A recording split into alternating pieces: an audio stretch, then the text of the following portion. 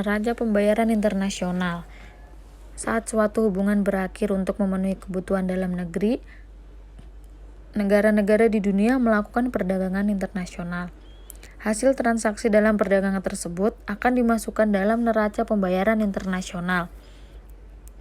Dalam buku Ekonomi Internasional 2010 karya Nopirin, neraca pembayaran internasional atau Balance of Payment adalah catatan tentang transaksi ekonomi internasional antara seorang warga negara dengan negara lain. Neraca pembayaran internasionalnya mencatat segala jenis transaksi ekonomi internasional. Transaksi ekonomi domestik tidak termasuk dalam neraca pembayaran internasional. Adapun susunan dalam neraca pembayaran internasional yaitu 1. Neraca transaksi berjalan.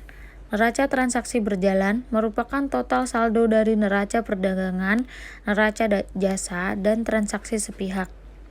Neraca perdagangan berfungsi mencatat transaksi ekspor dan impor barang yang biasanya ditulis dalam dolar Amerika Serikat. Neraca lalu lintas modal. Neraca lalu lintas modal berfungsi mencatat segala arus modal jangka panjang dan jangka yang terbagi atas modal pemerintah neto dan lalu lintas modal swasta neto. Yang berikutnya, neraca lalu lintas moneter. Neraca lalu lintas moneter merupakan perubahan cadangan devisa berdasarkan pada transaksi devisa yang masuk dan keluar pada suatu negara dalam waktu tertentu yang dicatat oleh bank sentral. Berikutnya ada permasalahan neraca pembayaran internasional. Salah satu masalah dalam neraca pembayaran internasional adalah ketidakseimbangan neraca pembayaran. Ketidakseimbangan dalam neraca pembayaran disebabkan oleh beberapa faktor, di antaranya faktor alam, kegiatan ekonomi pemerintah, dan kegiatan ekonomi swasta.